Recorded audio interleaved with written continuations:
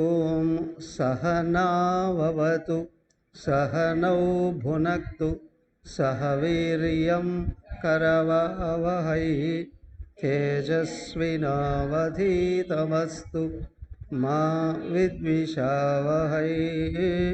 ओम शांति शांति शांति।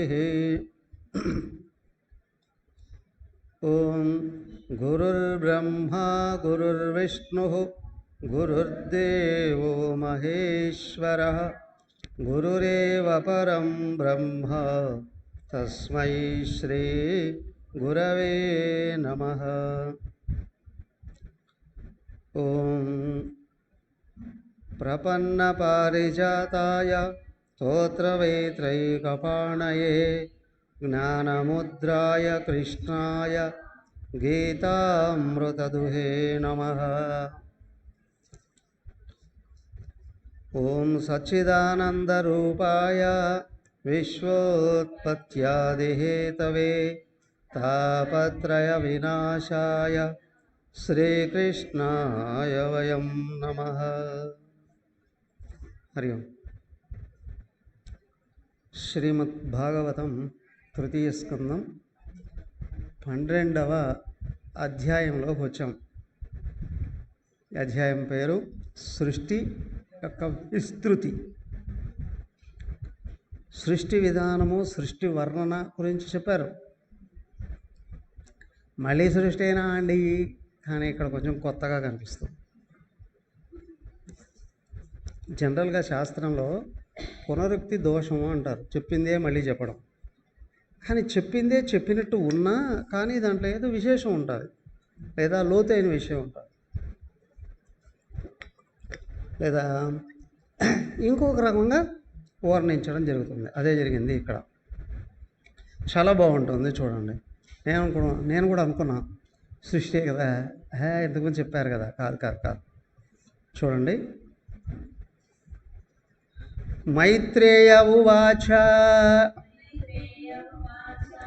इति ते वर्णितः क्षत्तः कालाख्यः परमात्मनः महिमा वेदगर्भोधा यदा स्राक्षन्निबोध मे ससर्जाग्रेन्दता मिश्रमथसा मिश्रमादिकृतो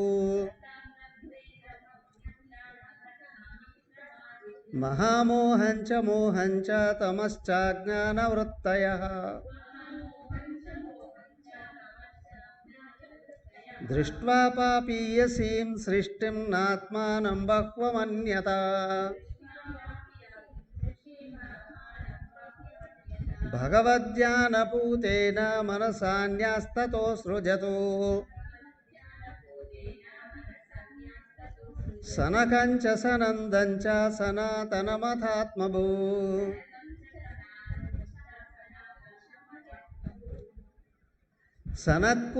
सनत्कुमारञ्च मुनीन् निष्क्रियान्योर्धरेतसः तान् बभाषे स्वभू पुत्रान् प्रजासृजत पुत्रकान् तन्नैच्छन्मोक्षधर्माणो वासुदेवपरायणाः सोऽवध्यातः सुतैरेवं प्रत्याख्यातानुशासनैः క్రోధం దుర్విషహం జాతం నియంతుముపచక్రమే ధియా నిగృహ్యమాణోపే భ్రువోర్మధ్యాత్ ప్రజాపతే ధియా సద్యో జాయత తన్మన్యు కుమారో నీలలోహితః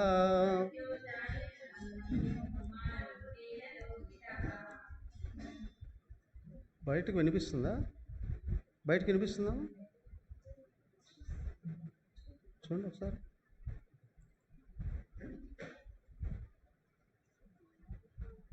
హరి ఓం హరి ఓం హరి ఓం. వినిపించలేదా? హరి ఓం.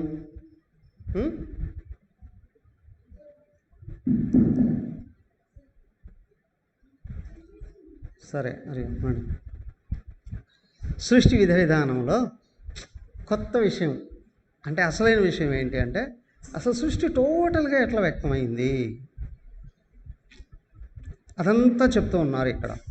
చూడండి, మైత్రేయ వాచ, మైత్రేయుడు చెప్తున్నాడు. ఎవరికి? మైత్రేయుడు ఎవరికి చెప్తున్నారు? విదురుడికి చెప్తున్నాడు. విదురుడికి.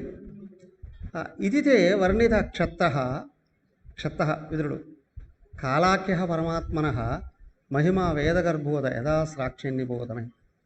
అయ్యా, భగవంతుడి యొక్క కాల మహిమ ఇంతవరకు నీకు చెప్పాను. ఇప్పుడు బ్రహ్మదేవుడు ఈ సృష్టిని ఏ విధంగా విస్తృతపరిచాడు అదంతా కూడా చెప్తాను, వినండి అన్నారు. ఏమిటయ్యా అంటే ససర్జాగ్రే అంధతామిశ్రమద తామిశ్రమాధిగతు మహామోహంచ మోహంచ తమశ్చ అజ్ఞానవృత్తయ. మొట్టమొదటి బ్రహ్మదేవుడు ఈ 5 సృజించాడట. బాగా విని చూడండి. ఈ 5 ఏమిటివండి? అవిద్య, మోహం, అస్మిత, మహామోహం, తామిశ్రం, అంధతామిశ్రం. ఈ 5 మొట్టమొదట సృజించాడట. విచిత్రం చూడండి. ఒక వ్యక్తి పతనమవుతున్నాడు అని అంటే ఇవే ఉంటాయి మొట్టమొదట. ఉన్నవాడు ఒకడే అనేకంగా మారిపోయాడు అని అంటే జ్ఞానం అజ్ఞానం. హాయిగా వేడి నీళ్ళతో స్నానం చేసి వేడిగా భోజనం చేసి హాయిగా ఏసీ రూమ్లోకి వెళ్ళి పడుకున్నాం. అలాగా చల్లగా నిద్రపడు పడుకునేటప్పుడు ఒక్కడే.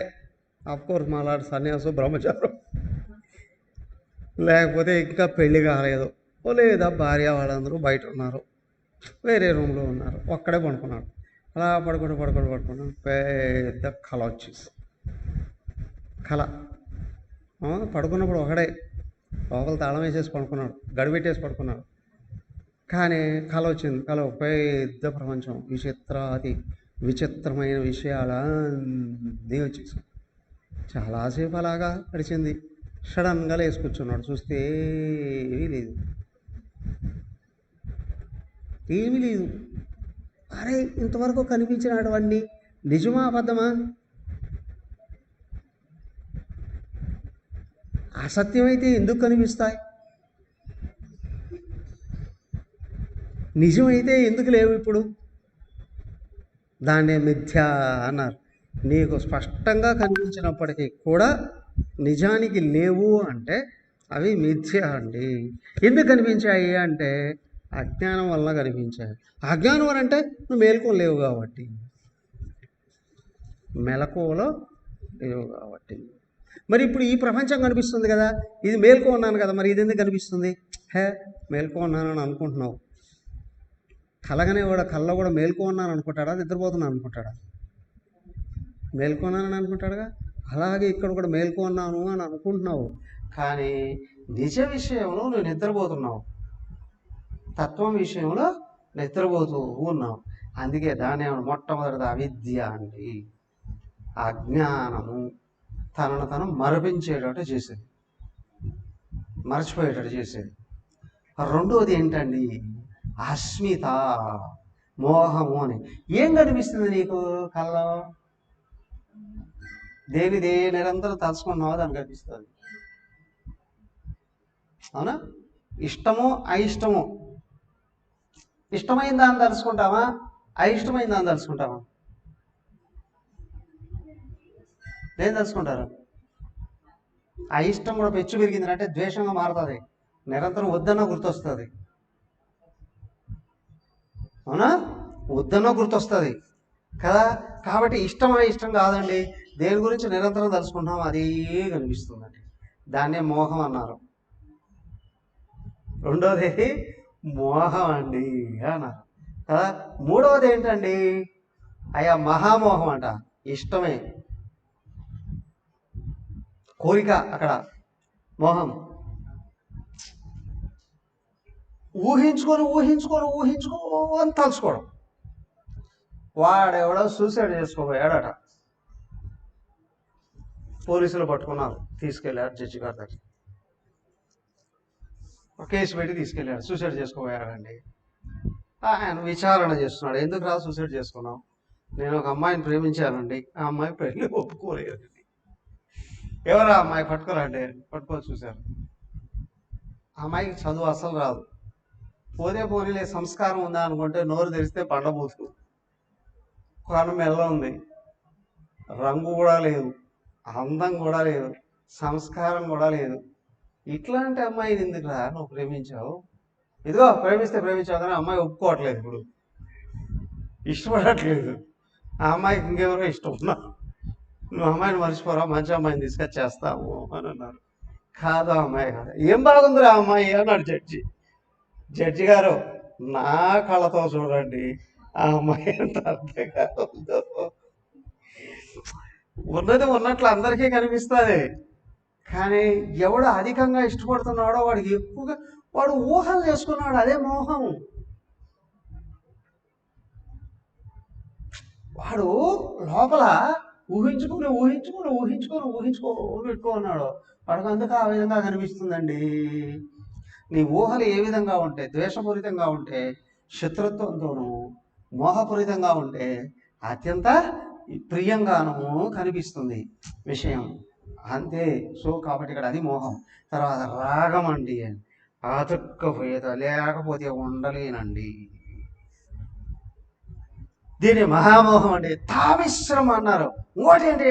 వాడు బతికు, వాడన్నా నేనన్నా ఎవడో ఒక్కడే బతికుండాలి. అవునా?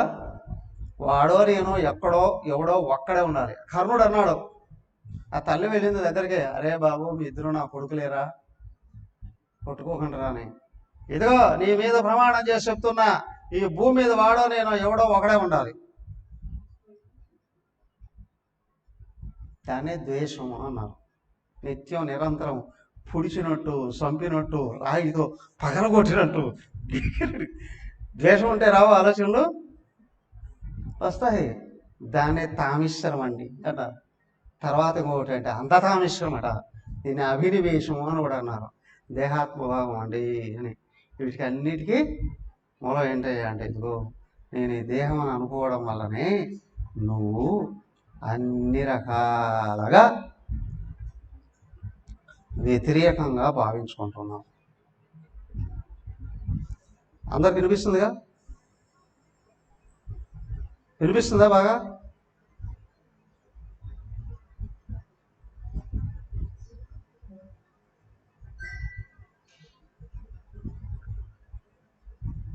అయ్యా నెట్ కొంచెం వీక్గా ఉన్నట్టుంది, ఏం చేయలేము.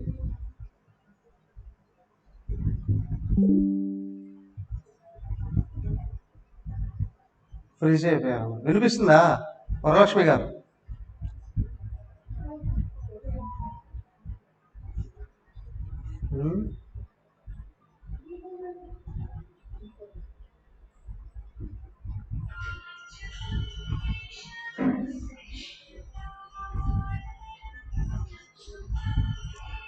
వినిపిస్తుందా వరలక్ష్మి గారు? వినిపిస్తుందా?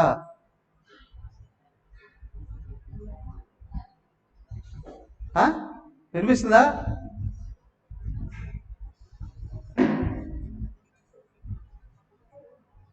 ఎవరు పలకట్లేదే.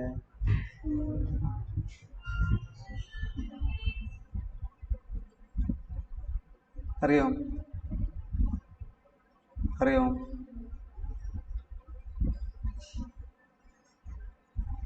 హరి ఓం.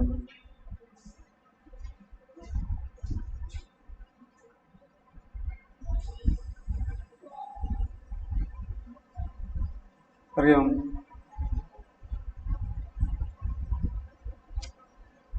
అది తీసేయండి.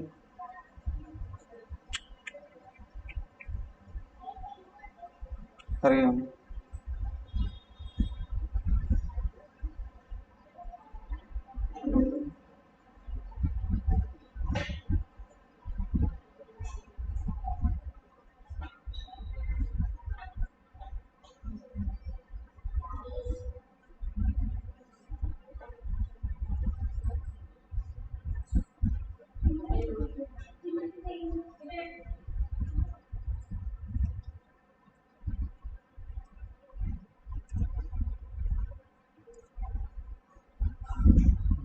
ఆయన చేద్దాం నెట్ వీక్. హరి ఓం.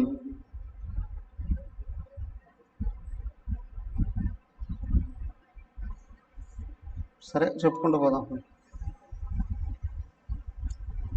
ఓం అంధతామిశ్రం, దీన్నే అభినివేశము అని కూడా అన్నారు. ఏంటంటే దేహాత్మభావం అండి అని మొట్టమొదట ఈ 5 సృజించాడట. దాని తర్వాత ఆయనకు దోషభూయిష్టంగా కనిపించిందట ప్రపంచం. ఆయన చేసిన సృష్టి అంతా కూడా దోషభూయిష్టంగా. ఇవన్నీ అజ్ఞానమే, జీవుణ్ణి సంపూర్ణంగా పతనం చేసేటువంటివి ఏమన్నా. వినిపిస్తుంది ఇప్పుడు? వినిపిస్తే చేయొద్దండి.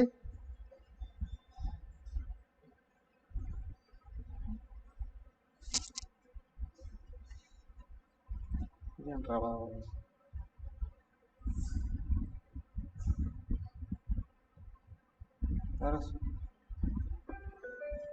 హరి ఓం.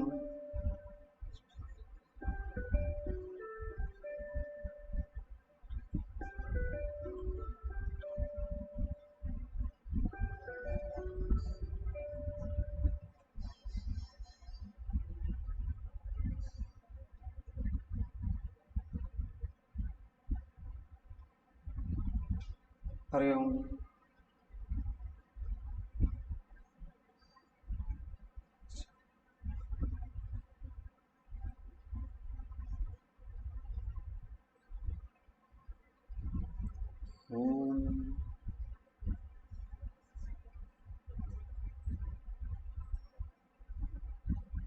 హరి ఓం.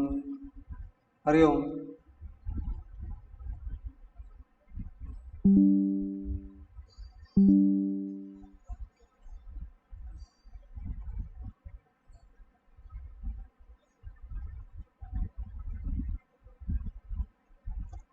వినిపిస్తుందా?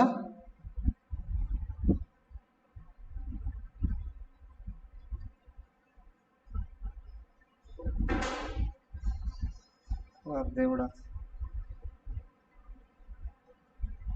ఎవరు పలకట్లేదే. హరి ఓం.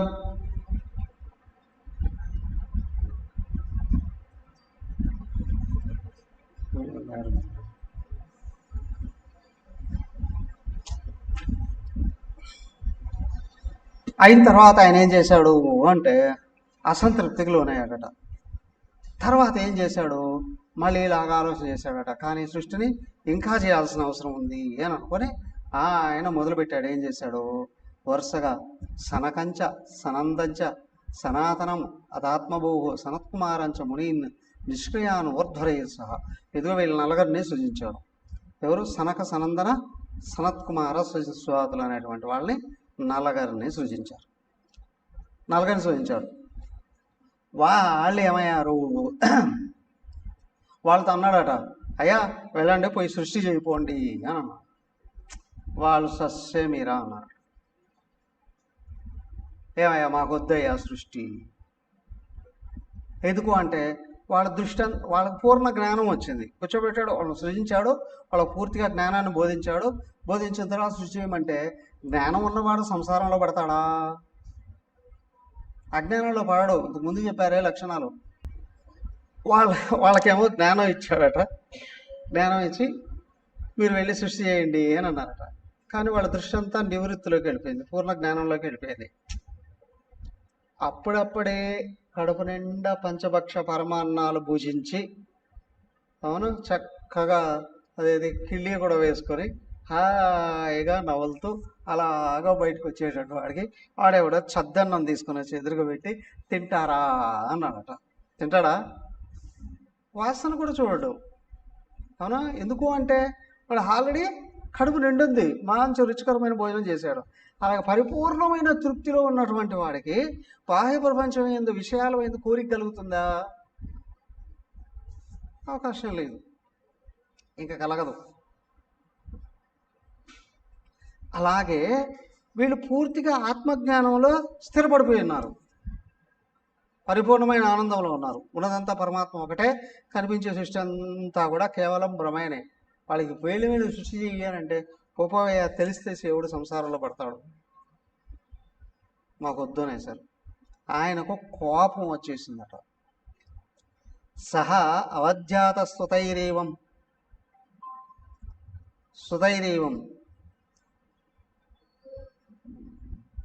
ప్రత్యాఖ్యాతానుశాసనయ్యి వాళ్ళ మాటలు విన్న తర్వాత ఈయనకి విపరీతమైనటువంటి కోపం వచ్చేసింది. కోపం వచ్చి ఏం చేయాలి ఇప్పుడు? కోపాన్ని ఒక పక్క ఆపుకుంటున్నాడట. ఆ కోపం కనుబొమ్మల మధ్యలోకి వెళ్ళిందట. కక్కలేక మింగలేక చూస్తూ ఉన్నాడట. ఈ లోపల కనుబొమ్మల మధ్యలో నుంచి ఒక ఆయన పుట్టాడట. కనుబొమ్మల మధ్యలో నుండి. ఎవరయ్యా ఆయన అంటే ఆయన నీల లోహితుడట. ఏంటి అంటే ఎరుపు నలుపు కలిసినటువంటి రూపం అట ఒకటి. ఎరుపు నలుపు రెండు కలిసి ఉందట. ఎవరా అని చూస్తే ఆయన రుద్రుడట. ఏడుస్తూ కనిపించాడు. రుద్రుడట. ఆయన పట్టుకున్నాడు, ఎత్తుకున్నాడు. ఈయన చూశాడు. చూడండి ఏమైంది.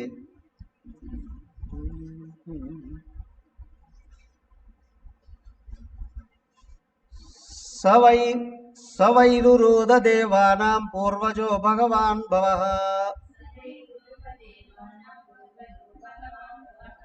నామాని కురు మే దాతః స్థానాని చ జగద్గురు ఇతి తస్య వచః పాద్మో భగవాన్ పరిపాలయన్.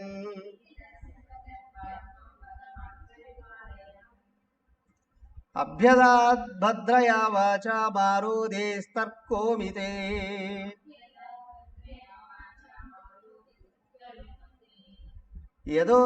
యదరోదేశ్వర శ్రేష్ఠ సోద్వేగ యువ బాలకః.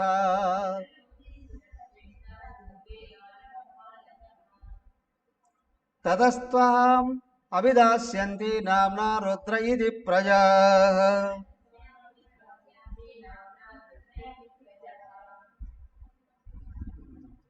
హృదీంద్రియాణ్యసురోర్వ్యోమ వాయురగ్నిర్జలం మహీ.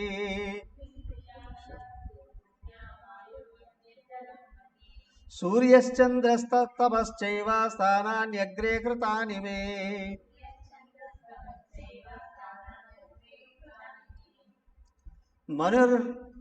మన్యుర్మనుర్మహినసో మహాన్ శివరతధ్వజః.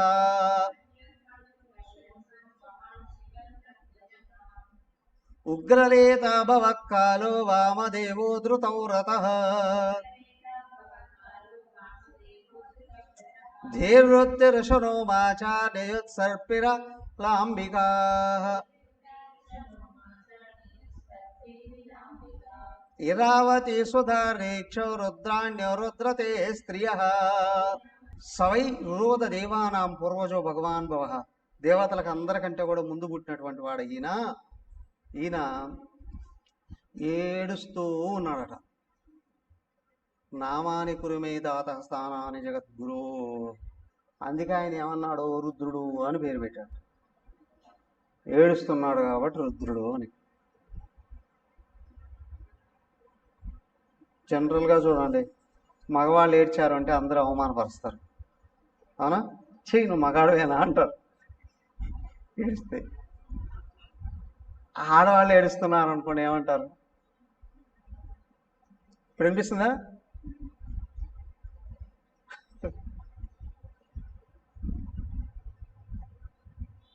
ఆడవాళ్ళు ఏడుస్తుంటే ఏమంటారు? చెప్పండి ఎవరైనా. ఆ? ఏమంటారు? అరిష్టం అండి ఇంటికి అంటారు. ఎప్పుడో ఒకసారి ఏడిస్తే ఏం కష్టం వస్తుందో జాలి పడతారు. అవునా? నిద్ర లేచినప్పటి నుంచి ఏడుపు కూడా పెట్టు ఊరికి ఏడుస్తూ ఉంటే, అవునా, ఇంటికి అరిష్టం అంటారు. ఇల్లు బాగుపడదండి అని అంటారు కదా. మగాళ్ళు ఏడిస్తే ఒక రకంగా అంటారు, ఆడవాళ్ళు ఏడిస్తే ఇంకొక రకంగా అంటారు. అందుకే ఏది ఏమైనప్పటికీ కూడా ఏడుపు అనేది, శోకం అనేది ఏదైతే ఉందో వినాశనానికి మార్గం. శోకం అనేది పతనానికి దారి. ఎక్కడైనా సరే నువ్వు లోపలేడు పైనేడు, ఏడ్చావా పతనం అవుతావు. అదేంటండి ఏడుపు వస్తే ఏడవరా? వస్తే పోవాలి. ఏదైనా ఒక సందర్భం ఎదురైతే ఏడుపు రావడం వేరు. అకారణంగా నిరంతరం ఏడుపు కొడుముఖం వేసుకుంటే ఆ గృహం బాగుపడదు, గృహం పతనం అవుతుంది. ఒకటే కాదా, మనిషిని సర్వనాశనం అయిపోతాడు. అందుకే రుద్రుడు అని అంటారట, ఏడ్చేవాడు ఏడిపించేవాడు అని. అహంకారి అని, అజ్ఞాని, అహంకారి. అందుకే ఆయనకు ఆ పేరు పెట్టారట, ఏడ్చేవాడు ఏడిపించేవాడు. రుదతి రోదయతి ఇది రుద్ర అని. రుద్రుడు దేనికి అధిపతి? రుద్రుడు దేనికి అధిపతి? అందరిని చంపేవాడు, అవునా? లయకర్త, చంపేవాడు కదా. కాబట్టి ఎవరికి ఇష్టం ఉంటుందండి? అక్కడ పరమశివుడు ఆయన వేరండి. మళ్ళీ ఇదిగో రుద్రుడు అండి ఈయన. అందుకే ఆయన పేరు రుద్రుడు అని పెట్టాడట. ఆయన అడిగాడట, నేనేం చేయాలి అని. మొట్టమొదట, ఓ బాలక ఏడవక ముందు అన్నాడు. కానీ ఆయన ఏడుస్తూ ఉంటే అందుకే ఆయనకి ఇలాగే పేరు పెట్టాడు. నేను ఎక్కడ ఉండాలి అని అడిగాడట. ఎదుగో నువ్వు ఉండాల్సిన స్థలం ఇది అని అన్నాడట. ఏమిటి? మనస్సు, ఇంద్రియాలు, ప్రాణాలు, ఆకాశం, వాయువు, అగ్ని, జలం, పృథివీ, సూర్యుడు, చంద్రుడు, తపస్సు, వీటన్నిటిలోకి వెళ్ళి కూర్చోపో అన్నాడు. అవును. మొట్టమొదటి మనిషి ఎక్కడ ఏడుస్తాడు? కిచెన్లో ఏడుస్తాడా, బెడ్రూమ్లో ఏడుస్తాడా? అది కాదు కదా. ఏడుపు అనేది ఎక్కడ వస్తుంది? మనసులో వస్తుంది, బాధ కదా. దానికి హృదయం అని అన్నాడట. తర్వాత ఏంటంటే ప్రాణాలు అండి. ప్రాణాలు అంటే నోడితే ఏడవడం, ఏడవడం అండి అని. ఆ తర్వాత ఏంటంటే పంచభూతాల్లో కూడా చెప్పారు, దీంట్లో కూడా దుఃఖాలు అనేటువంటివి ఉంటాయండి. తర్వాత సూర్యుడు చంద్రుడు కూడా అన్నారు, వీటన్ని చోట్ల దుఃఖాలు అనేటువంటివి ఉంటాయండి. పో అక్కడ పోయి ఉండిపో అన్నమాట. అంటే ఏంటి అంటే అష్టవేద జడ ప్రకృతిలో దుఃఖం ఉంటుంది అని. జడమైన ప్రకృతిలో దుఃఖం ఉంటుంది. అలాగే దేహాన్ని ఆశ్రయించి ఉన్నవాడికి దుఃఖం ఎక్కువ ఉంటుంది అని.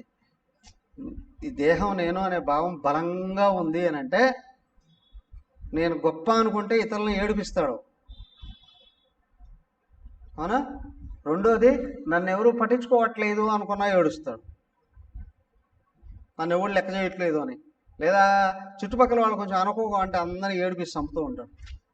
దీని అహంకారము అని అంటారు. అయిందా? అక్కడి నుంచి ఏమైందయ్యా? ఆయన పేర్లు కూడా పెట్టాడట. 11 మంది, 11 రూపాయలు ధరిస్తాడట ఆయన. ఏకాదశి రుద్రులు అంటారు కదా. ఆ పేర్లు ఏమేమిటి అయ్యా అవి అంటే, మన్యుర్ మనుర్ మహినసో మహాన్ శివ రథధ్వజ ఉగ్రరీతా భవ కాల వామదేవు ధృతవ్రత. ఇదిగో అండి, మన్యువు, మనువు, మహినసుడు, మహాన్, శివుడు, రథధ్వజుడు, ఉగ్రరీతుడు, భవుడు, కాలుడు, వామదేవుడు, ధృతవ్రతుడు. ఇవి 11 ఆయన పేర్లట. ఆయన అంతేకాదు, ఆయనకు 11 మంది భార్యలు కూడా. ఎవరండి? ఇదిగో చూద్దాం. ధీర్వృత్తి ఋషను మాచ నయోత్సర్ సర్పిరిలాంబిక ఇరావతి సుధా దీక్ష రుద్రాణ్య రుద్రతే స్త్రియ గృహైణైతాని నామాని స్థానాని చయోషణ ఏభిసృజ ప్రజా భక్వి ప్రజానామవి యత్రుభి. వీళ్ళు 11 మంది భార్యలు అండి. ధీ, వృత్తి, ఉషణ, ఉమ, నియుత్తు, సర్పి, ఇల, అంబిక, ఇరావతి, సుధ, దీక్ష అనేటువంటి వాళ్ళు 11 మంది భార్యలట. ఆ 11 రూపాలకి 11 మంది భార్యలండి అని ఆయన చెప్పాడట. ఎదుగో ఈ అమ్మాయిని తీసుకొని మీరు వెళ్ళి ఉండిపోండి అని చెప్పేశారు. చెప్పిన తర్వాత ఏమైంది? ఇత్యాదిష్ట సగురుణ భవానేలలోహిత. చెప్పండి. ఇత్యాదిష్ట సగురుణ భగవానేలలోహిత. చెప్పండి. 15.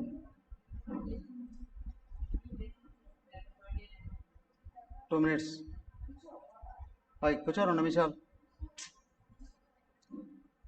సత్వాకృతి స్వభావేన ససజ్జాత్మ సమా ప్రజా రుద్రాణాం రుద్రసృష్టానా సమంతాత్ గ్రసతాం జగతో నిశామ్యా సంఖ్యశో యోధాన్ ప్రజాపతిరశంకతః అలం ప్రజాభిసృష్టాభిరేదృశేభిః సురోత్తమః మయా సహ దహంతేభిర్శిక్షుర్భిర్లంబణైః తపాతిష్టభద్రంతే సర్వభూతసుఖావహం తపసైవ యదా పూర్వం సృష్టా విశ్వమిదం భవాన్ తపసైవ పరం జ్యోతిర్భగవాన్ అదదోక్షం సర్వభూతగుహాన వాసం అంజసా విందతే పుమాన్.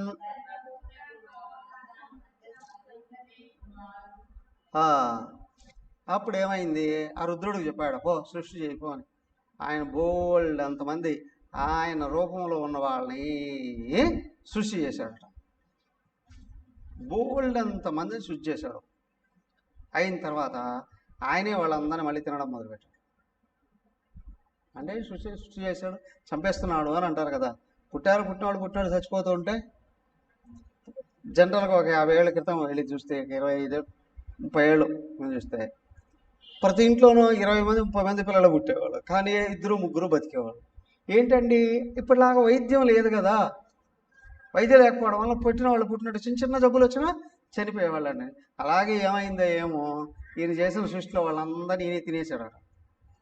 ఆయన చూశాడట, అయ్యా నువ్వు సృష్టి కూడా చేయొద్దు, ఉండేవాళ్ళని తినద్దు, ఇంకా ఆపు అన్నాడట బ్రహ్మదేవుడు. అయ్యా అని చెప్పి ఈయన చెప్తున్నాడట. విష్ణుదేవుని గురించి కొద్దిసేపు వర్ణించాడు. అయిన తర్వాత ఇక మళ్ళీ మైత్రేయుని అడుగుతున్నాడు. ఎవరు? విదురుడు. ఆయన ఏమడిగాడు, ఏం చెప్పాడు? మైత్రేయ ఉవాచ ఋగ్యజస్సామధర్వాఖ్యాన్ వేదాన్ పూర్వాదివిర్ముఖై. సారీ 20 కదా, 20. మైత్రేయ ఉవాచ ఏవమాత్మా భువాదిష్టః పరిక్రమ్య గిరాం పతిం బాధమిత్యర్ముమా మంత్ర్యా వివేశ తవ సేవనం అదా విద్యాయత సర్గం దశపుత్ర ప్రజజ్ఞరే భగవచ్చక్తియుక్తస్య లోక సంతానహేతవః మరీచిర్ ఎత్రంగిరసౌ పులస్త్య పులహం క్రతుః భృగుర్వశిష్టో దక్షశ్చ దశమస్తత్ర నారదః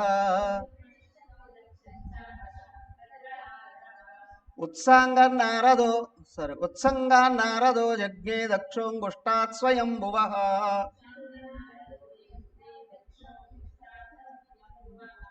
ప్రాణాద్వశిష్ట సంజాతో భృగుర్త్వచీకరాత్రకశుః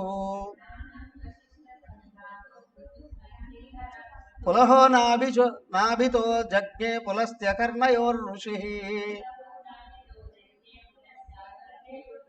అంగిరా ముఖతోక్ష్ణోతిర్ మరీచిర్మనసో భవతు.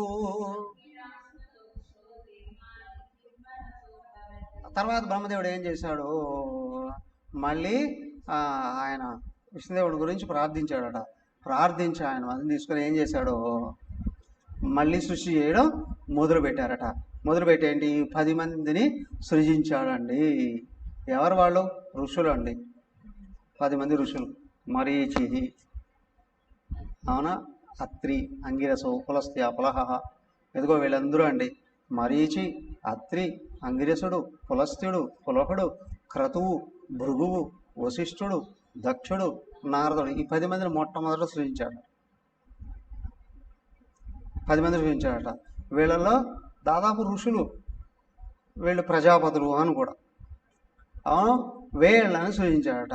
సృజించిన తర్వాత ఏమయ్యా వీళ్ళు ఎవరెవరు ఎక్కడెక్కడి నుంచి పుట్టారండి అనే ఆ విషయం కూడా చెప్తున్నాడు. బ్రహ్మదేవుడి యొక్క ఒడిలో నుండి నారదుడు పుట్టాడట. ఒడిలో నుండి పుట్టాడట. ఆయనకి అందుకే అత్యంత ఇష్టడైన వాడు. ఆయన దగ్గరికి వెళ్ళిపోయాడు. ఆయన ఎవరు, విష్ణుదేవుడి దగ్గరికి వెళ్ళిపోయాడు నారదుడు. బొటన వేల నుండి దక్షుడు పుట్టాడట. ప్రాణాల నుండి, శ్వాస నుండి వశిష్ఠుడు పుట్టాడు. చర్మం నుండి భృగువు పుట్టాడట. చేతి నుండి క్రతువు పుట్టాడట. నాభి నుండి పులహుడు పుట్టాడట. కర్ణాల నుండి పులస్త్యుడు పుట్టాడట, చెవుల నుండి. ముఖం నుండి అంగ్రీసుడు పుట్టాడట. కన్నుల నుండి అత్రి ఋషి పుట్టాడట. మనసు నుండి మరీచి పుట్టాడట. ఒక్కొక్కరు. ఏమండి అంటే వీళ్ళంతా సంకల్పంతో పుట్టినటువంటి వాడే అని ఒక్కొక్కరు నుండి. దీనికి ఇంకా లోపలికి వెళితే ఇంకా ఇంకా ఇంకా అనేక రకాల అర్థాలు ఉంటాయి. ఎవరు ఎక్కడి నుంచి వచ్చారు అని అంటే ఆ ఇంద్రియానికి సంబంధించినటువంటి ప్రాధాన్యత వీళ్ళ యొక్క జీవితంలో ఉంటుంది, ముఖ్యంగా ఉంటుంది. కాబట్టి వాళ్ళంతా అక్కడి నుండి వచ్చారండి. అయితే తర్వాత మళ్ళీ ఆలోచన చేశారు. ఆలోచన చేస్తే ఏమైంది,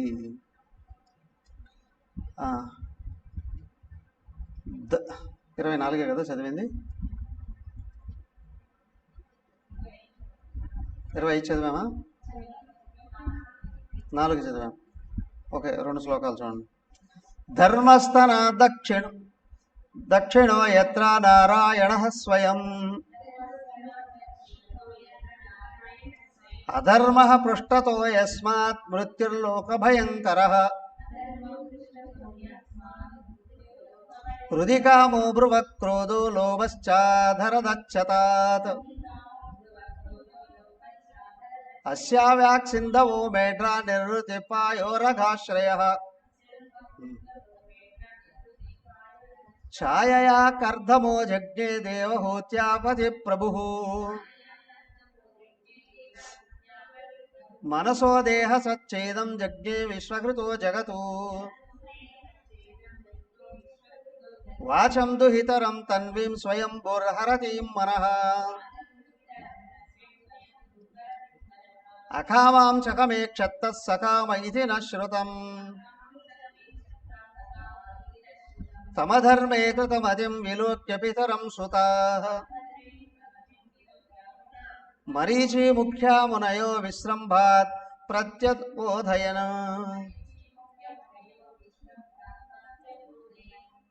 తర్వాత ఏమైంది అనంటే ఆయన చూస్తూనే ఉన్నాడు. అతని యొక్క కుడి చేతి నుండి ధర్మం ఉద్భవించింది. దక్షిణ హస్తం నుండి కుడి చేతి నుండి ధర్మం పుట్టింది. ఆ ధర్మానికి పత్ని ఎవరయ్యా అంటే మూర్తి అని ఆమెను ఆయనకు సమకూర్చాడు. మూర్తి. వీళ్ళిద్దరికి నరనారాయణులు పుట్టారు. నరుడు నారాయణుడు వీళ్ళే బదరీలో తపస్సు చేశారు అని అన్నారే, నరనారాయణులు పుట్టారట. ఆ తర్వాత ఏమైందయ్యా, ఆయనకు వీపు నుండి అధర్మం పుట్టిందట. ధర్మం ముందు ఉంటుందండి, అధర్మం వెనక నుండి దెబ్బ కొడుతున్నాం, దొంగ దెబ్బ కొడుతుంది. అధర్మం పుట్టిందట. ఆ అధర్మానికే మృత్యుదేవుడు పుట్టాడట. అర్థమైందా? ఎక్కడ ధర్మాన్ని పట్టుకున్నామో ధర్మో రక్షతి రక్షిత అన్నారు. ధర్మస్య ప్రభు అచ్యుత అన్నారు. ధర్మానికి ఎవరయ్యా ప్రభు? అచ్యుతుడు, నారాయణుడు. నువ్వు ధర్మాన్ని అనుసరిస్తే ఆయన నిన్ను పట్టుకొని నడిపిస్తాడు. కానీ నువ్వు కానీ అధర్మాన్ని పట్టుకుంటే నిన్నెవరు పట్టుకుంటారు? యమధర్మరాజు పట్టుకుంటాడు. ఏం చేస్తాడు యమధర్మరాజు? గారెలాగా వేయిస్తాడు. గారెలాగా వేయిస్తాడు ఆయన కదా. మృతిదేవుడు పట్టుకుని ఆయన పుట్టాడండి అని. అదేవిధంగా ఏంటంటే ఆయన హృదయం నుండి ఇంకొకరు పుట్టారట. హృదయం అంటే ఇక్కడ మనస్సు, బహిర్ముఖమైన మనస్సు. దాని నుండి కామం పుట్టిందట. తర్వాత కనుబొమల నుండి క్రోధం పుట్టిందట. క్రోధం ఎక్కడ కనిపిస్తుంది? ఫస్ట్ కళ్ళలో కనిపిస్తుంది కదా. కనుబొమ్మల నుండి పెదవు నుండి లోభం పుట్టిందట. పెదవు నుండి లోభం పుట్టిందట. అంటే అంత నాకే కావాలి అని మాట కూడా చెప్తాడు, చేత కూడా చేస్తాడండి కదా. ఆ తర్వాత ఏమైందయ్యా? క్రింది పెదవు నుండి లోభం, ముఖం నుండి వాక్కుకు అధిష్టానమైన సరస్వతి పుట్టిందట. ముఖం నుండి అని సరస్వతి పుట్టిందట. ఆయన జననేంద్రియం నుండి సముద్రాలు పుట్టాయట. ఉపస్థైత్రియం నుండి పాపమునకు నివాస్థానం ఏంటది? నిరుతి పుట్టాడట. నిరుతి బహిర్దేశే నిరసన వస్తు అని అంటారు. నిరుతిని బయట ఉంచండి అని అంటారు. పాపానికి మూలమాట అయితే నిరుతి పుట్టాడట. ఆయన నీడ నుండి కర్దముడు జన్మించాడట. అతడికి దేవహూతిని ఇచ్చి పెళ్లి చేశాడట. చాలా సమర్థుడట.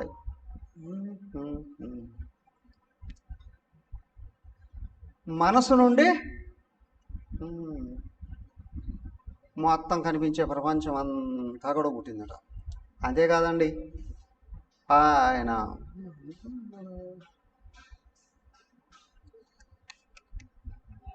ఆయనకు ఒకసారట అలాగా చూస్తుంటే సరస్వతి దేవి మీద కోరిక కలిగింది. సరస్వతి దేవి మీద. వాస్తవానికి మొత్తం అన్నీ సృజించింది ఈయనే కదా. మరి సరస్వతిని కూడా ఆయనే సృజించాడు కదా. ఆమె మీద ఈయనకు కోరిక కలిగేటప్పటికి మనసులో ఏదో ఇష్టం కలిగిందట. వెంటనే ఆయన కొడుకులు కదా ఈ ఋషులందరూ, వాళ్ళందరూ వచ్చి తప్పుపట్టారట. నువ్వు సృజించినటువంటి అమ్మాయి మీద నీ కోరిక కలిగిందా అని. లేకపోతే ఈయనకంటే ముందు సృజించబడ్డ వాళ్ళు ఎవరు లేరు కదా. ఆయన దేహాన్ని వదిలేశాడట. బ్రహ్మదేవుడే దేహాన్ని వదిలేశాడు. అంటే ఆత్మత్యాగం చేసేసుకున్నాడు, దేహత్యాగం చేసేసుకున్నాడు. మరి సృష్టికర్త ఎవరు? ఇప్పుడు మళ్ళీ విష్ణుదేవుడు అనుగ్రహంతో మళ్ళీ వచ్చాడు. అయితే ఏంటండి, మానవులకు ఉన్నట్టు దేవతలకి, త్రిమూర్తులకి శారీరక సంబంధాలు ఉండవు.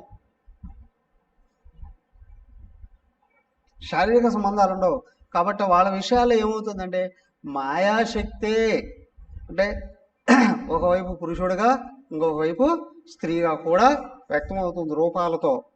కానీ అంతర్గతంగా భగవంతుడు అక్కడే ఉన్నాడు. ఇక్కడ వీళ్ళు తప్పుపట్టేటప్పటికే ఆయనకు అల్పత్వం అనిపించిన దేహాన్ని వదిలేశాడండి. మళ్ళీ విష్ణుదేవుడు అన్న చతుర్ముఖుడైనటువంటి బ్రహ్మ బయటకు వచ్చాడు. ఆయన మళ్ళీ ఇంకా సృష్టిని కొనసాగించాడు. ఎలా కొనసాగించాడు ఏంటి అనేది రేపు చూద్దాం. హరి ఓం. ఓం సర్వే భవంతు సుఖినః సంతు నిరామయాః సర్వే భద్రాణి పశ్యంతు మా కశ్చిద్ దుఃఖభాగ్ భవేత్.